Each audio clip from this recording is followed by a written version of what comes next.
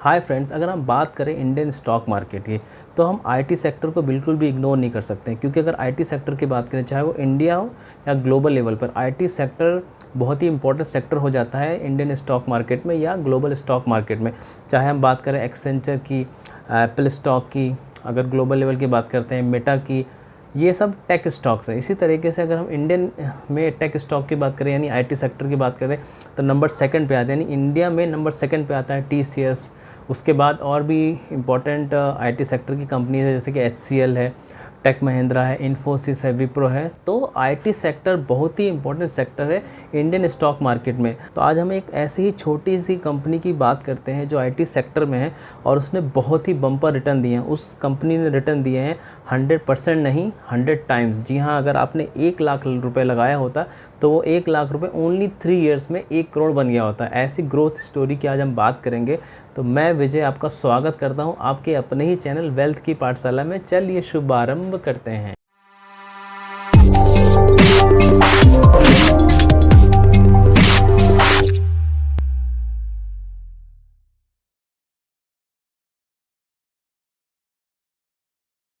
तो दोस्तों, जिस छोटी सी कंपनी के बारे में बात करा, इस समय का अगर मार्केट कैप की बात करें तो 1200 करोड़ का अप्रॉक्सीमेटली उसका मार्केट कैप है। जब उसका आईपीओ आया था 2020 में तो उस समय उसका मार्केट कैप 15 करोड़ था। तो 15 करोड़ से 1200 करोड़ की ये जर्नी इसने 3 इयर्स में कंप्लीट की है। और इस 3 इयर्स में जिसने भी उसमें इन्वेस्ट किया होगा उस इन्वेस्टर्स को उसने माला माल कर दिया, क्योंकि 100 टाइम्स रिटर्न आपको जल्दी देखने को नहीं मिलता है। बट यहाँ पे क्वेश्चन ये आता है, क्या ये कंपनी अभी भी उतनी ही वर्थ है इन्वेस्ट करने के लिए? क्या ये आगे भी आते समय इतना ज़्यादा रिटर्न देगी? इसकी तो गारंटी कोई नहीं दे सकता। चलिए बट उसके कुछ पैरामीटर को देख लेते हैं, क्या हम अभी भी इसमें इन्वेस्ट कर सकते हैं और अच्छे रिटर्न पा सकते हैं या नहीं पा सकते हैं। तो जब भी हम किसी कंपनी के फंडामेंटल एनालिसिस करते हैं तो उसके कुछ रेशियोज़ देखते हैं। तो सबसे पहले चलिए इसकी ईपीएस की बात करते हैं। हमारे पास यहाँ पे डेटा 3 इयर्स का है। अगर हम बात करें इन 3 इयर्स में भी अगर हम देखें तो ईपीएस जो है 3.34 टाइम्स हो चुका है।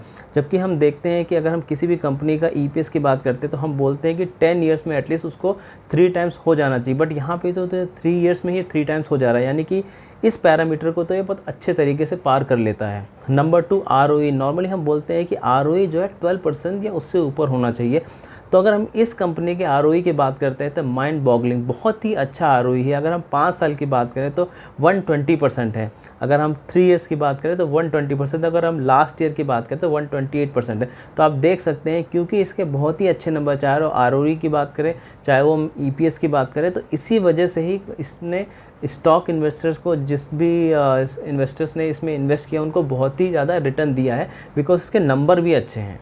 तीसरा पॉइंट, डेट टू इक्विटी। ऐसा तो नहीं कि ये स्टॉक रिटर्न तो देता जा रहा है लेकिन लोन भी लेता जा रहा है, लेकिन अगर हम बात करें कि डेट टू इक्विटी तो ज़ीरो है, यानी कि इसने कुछ भी लोन नहीं लिया हुआ है, ये एकदम डेट फ्री कंपनी है। तो ये भी एक एक्सेलेंट पॉइंट हो जाता है। Fourth point, P. आखिर पी हम क्यों देखते हैं कि आखिर कोई स्टॉक कितना एक्सपेंसिव है, लेकिन अगर हम छोटी यानी स्मॉल कैप कंपनी की बात करें, क्योंकि उसमें ग्रोथ बहुत ज़्यादा होती है, तो अगर हम पी उसका ज़्यादा है तो भी हमें दे देना चाहिए। अगर हम इसके पी की बात करें तो अप्रॉक्सीमेट 49-50 का पी चल रहा है, जो कि आईटी सेक्टर में, वो भी स्मॉल कैप में, वो भी हम बोल सकते हैं माइक्रो कैप में, तो बहुत ज़्यादा पी नहीं हो जाता है।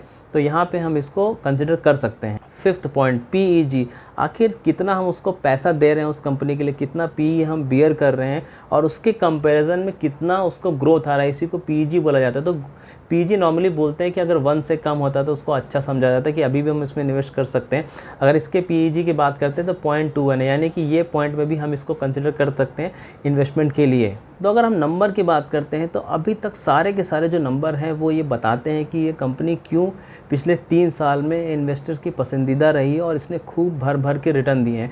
बट क्या आने वाले समय भी इतना ग्रोथ दे पाएगा, चाहे वो सेल्स हो चाहे उसका प्रॉफिट हो, या अगर हम बात करें कि स्टॉक के टर्म में क्या वो उतना रिटर्न दे पाएगा, जिसके बारे में अभी आगे कहना मुश्किल है। क्योंकि जितने भी हमने डेटा की बात करें वो हिस्ट्री है और हिस्ट्री ज़रूरी नहीं है कि वो हमेशा रिपीट करे और आगे भी आपको रिटर्न मिल सकते हैं। तो इसी बात पे थोड़ा सा नेगेटिव पॉइंट की भी बात कर लेते हैं। अगर हम बात करते हैं कि पहला नेगेटिव पॉइंट ये हो जाता है कि बहुत छोटी कंपनी है। अगर हमको यहाँ पे रिटर्न ज़्यादा मिल सकते हैं तो हमें यहाँ पे काफ़ी ज़्यादा नुकसान का सामना भी करना पड़ सकता है, क्योंकि स्मॉल कंपनी में हमेशा रिस्क बना ही रहता है। दूसरा पॉइंट की बात करें, ये आईटी सर्विसेज प्रोवाइड करती है। इनका 97% रेवेन्यू नॉर्मल आईटी सर्विसेज से ही आता है। तो यहाँ पे कुछ ऐसा अलग बिजनेस ये लोग नहीं कर रहे हैं कि इनको ही खाली बिजनेस मिलना चाहिए, बिकॉज इनका जो बेस बहुत छोटा था। अगर हम बात करें स्टार्टिंग में इनका 1 करोड़ था, फिर उन्होंने 5 करोड़ का सेल्स किया, तो ऐसे बढ़ते चले गए। लेकिन छोटा बेस, जब आपकी सेल्स बहुत कम होती है तो उसको कई टाइम्स गुना बढ़ाना बहुत इजी होता है कंपेयर टू, अगर मान लेते हैं हम बात करें किसी एक बड़ी कंपनी की सेल्स जो है 20,000 करोड़ क्वार्टरली या ईयरली है, उसको डबल करने में बहुत ज़्यादा ही कोशिश करना पड़ता है। लेकिन अगर छोटी किसी की सेल्स हो और उसको कुछ 2-4 क्लाइंट अच्छे मिल जाते हैं तो वो 1 करोड़ की सेल्स को 5 करोड़ या 20 करोड़ ऐसे बना सकता है। It's not a very easy task, लेकिन हाँ ये पॉसिबल रहता है। लेकिन अगर हम बात करें किसी का 20,000 करोड़ का रेवेन्यू हो, वो 40,000 करोड़ रेवेन्यू 1 ईयर में कंप्लीट कर दे, तो ये बहुत ही आसान नहीं होता है। तीसरा पॉइंट, अगर हम बात करें इस कंपनी की, तो अगर हम देखते हैं कि इस कंपनी के बहुत सारे पेटेंट्स तो नहीं है कि आप क्या पता कुछ ऐसा इनोवेटिव प्रोडक्ट बना रहे हैं, कुछ स्पेशल प्रोडक्ट बना रहे हैं जिसकी वजह से ही